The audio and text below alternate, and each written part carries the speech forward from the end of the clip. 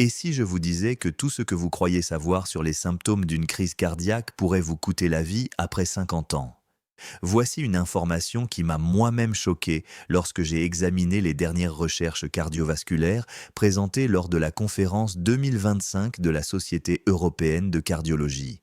Une étude marquante, qui a suivi 12 000 adultes de plus de 50 ans pendant 7 ans, a révélé que 68% des crises cardiaques dans cette tranche d'âge se sont produites sans la douleur thoracique classique que nous avons tous appris à reconnaître. C'est vrai. Plus des 2 tiers des crises cardiaques chez les personnes de plus de 50 ans sont complètement différentes de ce que l'on voit dans les films ou les vidéos de formation aux premiers secours. Plus alarmant encore, les chercheurs ont découvert que la reconnaissance tardive de ces symptômes atypiques augmentait le taux de mortalité de 340% par rapport à ceux qui reconnaissaient immédiatement les symptômes. Il s'agit là d'une question de vie ou de mort, simplement parce que les signes avant-coureurs ne correspondent pas à ce à quoi nous nous attendons. Voici ce qui a vraiment attiré mon attention et pourquoi vous devez en prendre connaissance dès aujourd'hui. Les maladies cardiovasculaires tuent actuellement 42,5% des Européens, ce qui en fait la première cause de décès sur le continent. Mais voici l'élément crucial que la plupart des médecins ne soulignent pas suffisamment. Les symptômes qui signalent une crise cardiaque chez une personne de plus de 50 ans sont si différents, si subtils, que les patients les considèrent souvent comme un signe normal du vieillissement, une indigestion ou de la fatigue.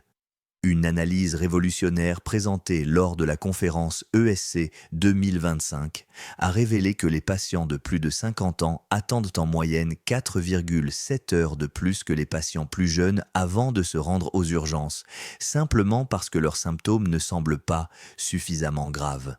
Ces 4,7 heures peuvent faire la différence entre un rétablissement complet et des lésions cardiaques irréversibles, voire la mort. Les cardiologues qui ont présenté cette étude étaient tellement préoccupés qu'ils ont lancé un appel urgent pour repenser complètement l'éducation du public sur la reconnaissance des crises cardiaques chez les personnes âgées. Mais il existe un autre lien qui va vous surprendre, et je vais vous le révéler après avoir passé en revue les 5 signes avant-coureurs atypiques que vous devez connaître. Une étude récente menée dans le cadre de l'essai d'Anflu 2 a découvert quelque chose d'extraordinaire sur le lien entre la saison de la grippe et les crises cardiaques qui pourrait littéralement vous sauver la vie. Avant de nous plonger dans ces signes avant-coureurs qui peuvent vous sauver la vie, dites-nous dans les commentaires votre âge et d'où vous nous regardez. Nous lisons et répondons à chaque commentaire, car vos expériences pourraient aider à sauver la vie de quelqu'un d'autre. Alors n'hésitez pas à laisser vos commentaires ci-dessous. Sans plus attendre, commençons afin que vous puissiez reconnaître ces tueurs silencieux et vous protéger, vous et vos proches. Commençons par le numéro 5 de notre compte à rebours. Une fatigue extrême inexpliquée peut sembler être un simple signe de vieillissement, mais les recherches révèlent une réalité complètement différente qui pourrait vous sauver la vie.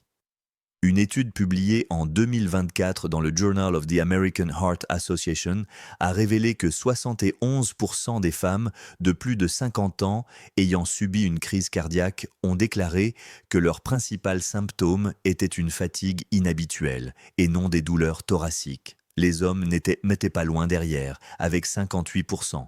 Il ne s'agit pas de la fatigue normale que l'on ressent après une journée bien remplie. Il s'agit d'un épuisement profond qui vous empêche d'avancer. Voici pourquoi cela est plus important que vous ne le pensez. Après 50 ans, les récepteurs de la douleur de votre cœur deviennent moins sensibles en raison d'une combinaison de facteurs, notamment le diabète, les médicaments et les processus normaux de vieillissement. Ce phénomène est appelé ischémie silencieuse. Votre cœur ne reçoit pas suffisamment d'oxygène, mais votre cerveau ne reçoit pas les signaux de douleur habituels chez les personnes plus jeunes. Au lieu de cela, votre corps manifeste cette détresse sous forme de fatigue intense. Des recherches menées par la clinique Mayo ont montré que ce type de fatigue peut apparaître jusqu'à 1 mois avant la survenue d'une crise cardiaque, ce qui en fait un système d'alerte précoce si vous savez ce qu'il faut rechercher. La fatigue associée aux problèmes cardiaques présente des caractéristiques distinctes qui la différencient de la fatigue normale. Elle survient souvent soudainement sans cause apparente. Vous n'avez pas été plus actif que d'habitude, vous avez dormi normalement, mais vous vous sentez complètement épuisé. Les activités simples que vous effectuez normalement sans y penser, comme faire votre lit ou marcher jusqu'à la boîte aux lettres, vous semblent soudainement impossibles à accomplir. Vous pouvez avoir besoin de vous asseoir fréquemment ou avoir l'impression d'avoir couru un marathon après avoir monté seulement un étage. Une étude de la Cleveland Clinic a suivi 500 survivants d'une crise cardiaque âgés de plus de 55 ans et a révélé que 82% d'entre eux ont déclaré avoir ressenti ce type de fatigue inhabituelle dans les semaines précédant leur accident cardiaque, mais seulement 14% l'ont associé à leur cœur. La plupart l'ont attribué à un virus, à un mauvais sommeil ou simplement au vieillissement. Cette négligence peut être mortelle. La clé est de reconnaître quand la fatigue passe de normale à préoccupante. Si vous vous sentez épuisé par des activités que vous pouviez facilement accomplir la semaine ou le mois dernier, si vous avez besoin de faire une sieste pendant la journée alors que vous n'en aviez pas l'habitude, ou si vous vous réveillez aussi fatigué que lorsque vous vous êtes couché malgré un sommeil suffisant, ce sont là des signaux d'alarme qui justifient une évaluation médicale immédiate. Ce qui rend ce symptôme particulièrement délicat, c'est qu'il n'est souvent accompagné d'aucun autre signe dramatique. Pas de douleur thoracique écrasante, pas de détresse évidente. Juste cette sensation accablante que votre corps ne peut pas fonctionner normalement. L'European Heart Journal a publié des résultats montrant que les patients qui ont reconnu et réagi à des symptômes de fatigue inhabituels dans les 24 heures ont obtenu des résultats 47% meilleurs que ceux qui ont attendu. Votre corps appelle littéralement à l'aide, mais dans un murmure plutôt que dans un cri. Le quatrième symptôme concerne les douleurs à la mâchoire, au cou ou au haut du dos. Des symptômes tellement éloignés du cœur que la plupart des gens ne font jamais le lien avant qu'il ne soit trop tard. Une analyse réalisée en 2024 par la British Heart Foundation a révélé que 43% des patients de plus de 50 ans victimes d'une crise cardiaque ont ressenti des douleurs dans ces zones plutôt que dans la poitrine. En fait, pour 22% des patients, les douleurs à la mâchoire ou au cou étaient le seul symptôme avant leur crise cardiaque. La science qui explique ce phénomène est fascinante et cruciale à comprendre.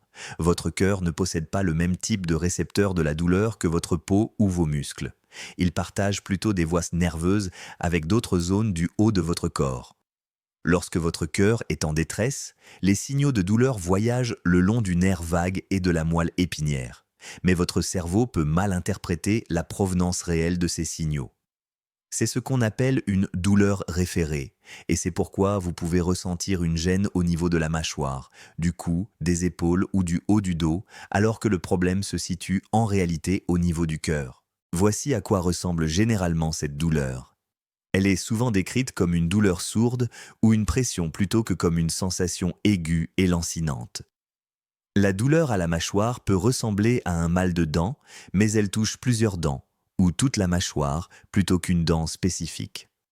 La douleur au cou peut donner l'impression que vous avez mal dormi ou que vous avez des tensions musculaires. La douleur dans le haut du dos, entre les omoplates, peut donner l'impression que vous vous êtes froissé un muscle. Ce qui est inquiétant, c'est qu'elle survient sans raison apparente. Vous n'êtes pas allé chez le dentiste, vous n'avez pas dormi dans une position inconfortable, vous n'avez pas soulevé de charges lourdes. Une étude révolutionnaire menée par l'Université d'Édimbourg a suivi 1200 adultes de plus de 55 ans qui se sont rendus aux urgences pour des douleurs à la mâchoire ou au cou. Elle a révélé que 17% de ces patients souffraient en réalité d'ischémie cardiaque, c'est-à-dire d'une diminution du flux sanguin vers le cœur. Parmi les patients qui ont également signalé des symptômes accompagnateurs même légers, tels que l'essoufflement ou la transpiration, ce chiffre est passé à 34%. Les chercheurs ont constaté que la douleur s'aggravait souvent avec l'activité physique et s'améliorait avec le repos, un indicateur classique d'origine cardiaque. Ce qui est particulièrement préoccupant, c'est la fréquence à laquelle ces symptômes sont mal interprétés. Une étude menée par un centre cardiaque allemand a révélé que les patients souffrant de douleurs à la mâchoire consultaient en moyenne 2,3 fois leur dentiste avant d'être correctement diagnostiqués comme souffrant d'une maladie cardiaque. Ceux qui souffraient de douleurs au cou consultaient plusieurs fois leur chiropracteur ou leur massothérapeute avant de subir un examen cardiaque. Ces retards peuvent être fatals. Le facteur clé qui permet de les distinguer est que les douleurs dentaires ou musculo-squelettiques ont généralement un déclencheur clair et répondent au traitement habituel, tandis que les douleurs cardiaques référées persistent malgré ces interventions. Les femmes de plus de 50 ans sont particulièrement susceptibles de ressentir des douleurs à la mâchoire et au cou comme symptôme d'une crise cardiaque. Une étude de l'American Heart Association a révélé que les femmes sont 50% plus susceptibles que les hommes de présenter ces symptômes atypiques et 2 fois plus susceptibles de les voir ignorés tant par elles-mêmes que par les professionnels de santé. Cette disparité entre les sexes dans la reconnaissance et le traitement des symptômes contribue au fait que les femmes ont des résultats moins bons après une crise cardiaque, même si elles présentent souvent des obstructions moins graves que les hommes. En troisième position, les nausées, l'indigestion ou les douleurs abdominales inexpliquées représentent l'un des signes avant-coureurs de crise cardiaque les plus fréquemment ignorés chez les personnes de plus de 50 ans. Une étude marquante réalisée en 2024 par l'Université de Stanford a révélé que 39% des patients de plus de 50 ans victimes d'une crise cardiaque présentaient des symptômes gastro-intestinaux importants et que beaucoup d'entre eux avaient d'abord été traités pour des troubles gastriques ou des reflux acides avant que leur crise cardiaque ne soit diagnostiquée. Le taux de mortalité de ces patients était 89% plus élevé que celui des patients dont la crise cardiaque avait été immédiatement diagnostiquée. Avant de continuer, si vous trouvez ces informations utiles et susceptibles de sauver des vies, cliquez sur le bouton « J'aime » afin que davantage de personnes puissent les voir et s'abonner. Nous publions chaque jour des informations essentielles sur la santé des seniors et vous ne voulez pas manquer des vidéos qui pourraient sauver votre vie ou celle d'un de vos proches. Le lien entre votre cœur et votre système digestif est plus direct que la plupart des gens ne le pensent. Le cœur se trouve juste au-dessus du diaphragme et la partie inférieure de votre cœur partage des voies nerveuses avec votre estomac et votre tube digestif. Lorsque la paroi inférieure de votre cœur, appelée paroi inférieure, subit une réduction du flux sanguin ou des lésions, ces signaux de détresse peuvent se manifester par des symptômes digestifs. Cela est particulièrement fréquent dans ce que les cardiologues appellent les infarctus du myocarde de la paroi inférieure, qui représentent 45% des crises cardiaques chez les personnes de plus de 60 ans. Voici à quoi ressemblent généralement ces symptômes. Vous pouvez ressentir des nausées persistantes qui ne disparaissent pas et qui ne sont liées à aucun aliment que vous avez mangé. Certains les décrivent comme un mal des transports ou un mal de mer, même à l'arrêt. L'indigestion peut se manifester par des brûlures d'estomac sévères ou des reflux acides qui ne répondent pas aux antiacides. La gêne peut se situer dans la partie supérieure de l'abdomen, sous le sternum, ou s'étendre à toute la partie médiane du corps. Certains patients décrivent cette sensation comme celle d'avoir mangé quelque chose qui ne digère pas, ou comme si un poids lourd appuyait sur leur estomac. Une étude révélatrice publiée dans le Journal of Emergency Medicine a analysé 800 cas où des patients de plus de 55 ans avaient initialement été diagnostiqués à tort comme souffrant de troubles gastro-intestinaux alors qu'ils étaient en réalité victimes d'une crise cardiaque. La recherche a identifié les principaux signes avant-coureurs qui permettent de distinguer les problèmes cardiaques des problèmes digestifs. Les symptômes sont apparus relativement soudainement, ils ont persisté malgré les remèdes gastro-intestinaux habituels, ils étaient souvent accompagnés d'une transpiration légère ou d'étourdissement, et ils s'aggravaient avec l'effort physique. Lorsque les patients présentaient 2 de ces caractéristiques en plus des symptômes gastro-intestinaux, il y avait 67% de probabilité que le problème soit d'origine cardiaque. Ce qui rend cela particulièrement dangereux, c'est notre tendance naturelle à auto-diagnostiquer les problèmes digestifs. Nous prenons des antiacides, nous attribuons la cause à quelque chose que nous avons mangé ou nous attendons que cela passe. Une étude néerlandaise a révélé que les patients de plus de 50 ans attendaient en moyenne 8,3 heures avant de consulter les urgences pour des symptômes qu'ils attribuaient à une indigestion, contre seulement 2,1 heures pour ceux qui souffraient de douleurs thoraciques. Ces heures supplémentaires de retard dans le traitement aggravent considérablement les résultats. Chaque heure de retard augmente les lésions du muscle cardiaque d'environ 10%. La prévalence des problèmes digestifs réels chez les personnes âgées rend ce symptôme encore plus difficile à reconnaître. Après 50 ans, les reflux acides, les hernies hiatales et divers troubles digestifs deviennent plus fréquents, créant une situation de faux alarme où les gens supposent que les symptômes gastro-intestinaux ne sont que leurs problèmes habituels. Cependant, il est essentiel de reconnaître lorsque les symptômes semblent différents, plus intenses ou accompagnés d'autres signes inquiétants tels qu'une transpiration inhabituelle, un essoufflement ou un sentiment de danger imminent. La deuxième place revient à l'essoufflement ou à la difficulté à respirer sans douleur thoracique associée, un symptôme si courant chez les personnes âgées qu'il est souvent le tout premier signe d'une crise cardiaque, mais qui est fréquemment attribué à l'âge, au déconditionnement physique ou à des problèmes pulmonaires. Une étude publiée en 2025 dans l'European Respiratory Journal a révélé que 52% des patients de plus de 55 ans victimes d'une crise cardiaque ont signalé un essoufflement important avant ou pendant leur accident cardiaque, et que pour 31% de ces patients, il s'agissait de leur symptôme principal ou unique. Voici pourquoi ce symptôme est si important et pourquoi il figure en tête de notre liste. La fonction principale de votre cœur est de pomper le sang oxygéné dans tout votre corps. Lorsque votre muscle cardiaque ne reçoit pas suffisamment de sang, ce qui se produit lors d'une crise cardiaque, son efficacité de pompage diminue considérablement. Cela signifie que moins de sang oxygéné atteint vos poumons, vos muscles et vos organes. La réponse immédiate de votre corps est d'augmenter votre rythme respiratoire pour compenser. Mais voici le point crucial. Le problème ne vient pas de vos poumons, mais du fait que votre cœur ne parvient pas à faire circuler efficacement l'oxygène. L'essoufflement associé à des problèmes cardiaques présente des caractéristiques distinctives. Il survient souvent au repos ou lors d'une activité minimale, c'est-à-dire des activités qui ne vous essouffleraient normalement pas. Vous pouvez vous retrouver à respirer fortement après avoir traversé une pièce ou vous réveiller la nuit avec l'impression de ne pas pouvoir reprendre votre souffle. Certains patients décrivent cette sensation comme s'ils respiraient à travers une paille ou comme s'ils avaient un poids sur la poitrine qui les empêchait de prendre de profondes inspirations. Une étude de Johns Hopkins a révélé que les patients qui souffraient d'essoufflement inexpliqué en position allongée et qui voyaient leur état s'améliorer en position assise avaient 73% de chances d'avoir une origine cardiaque, car ce schéma indique une accumulation de liquide dans les poumons due à une insuffisance cardiaque.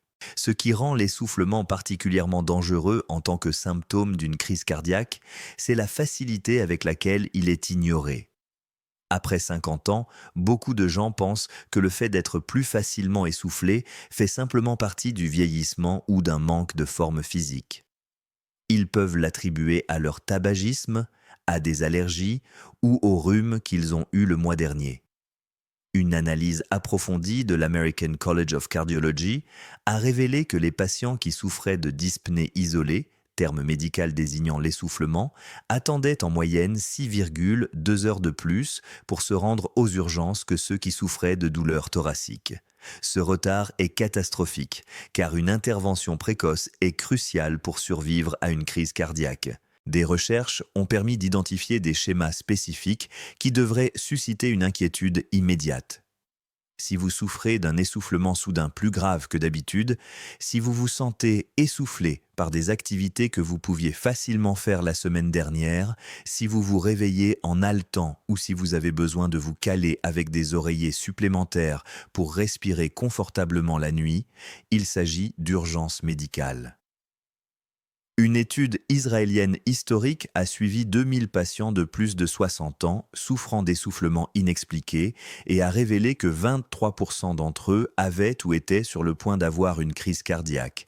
34% souffraient d'une maladie coronarienne importante nécessitant une intervention et seulement 43% avaient des causes respiratoires primaires. L'essoufflement s'aggrave souvent progressivement au fil des jours, voire des semaines, avant un événement cardiaque majeur. Les patients rapportent rétrospectivement qu'ils se sentaient plus essoufflés que d'habitude, mais qu'ils n'ont pas fait le lien avec leur cœur. Votre cœur a lutté, Compenser. Essayez de maintenir une circulation adéquate malgré des obstructions progressives des artères coronaires.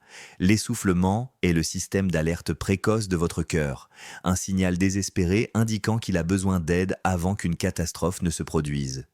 Le Journal of Cardiac Failure a publié une étude montrant que les patients qui ont consulté un médecin pour un essoufflement nouveau ou aggravé et qui ont bénéficié d'une intervention précoce ont obtenu des résultats 58% meilleurs que ceux qui ont tardé à consulter.